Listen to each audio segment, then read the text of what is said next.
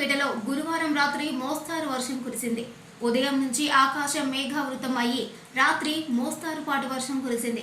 వర్షం కారణంగా ప్రధాన రహదారులన్నీ చిత్తడిగా మారాయి. దీంతో వాహనదారులు, పాదచారులు కొంత అవస్థలు పడాల్సిన పరిస్థితి ఏర్పడింది. ప్రస్తుతం పంటలు కోత దశకు చేరుకుని ఉన్న క్రమంలో కురుస్తున్న వర్షాల కారణంగా రైతులు నష్టపోయే పరిస్థితి ఏర్పడుతుందని ఆవేదన వ్యక్తం చేస్తున్నారు.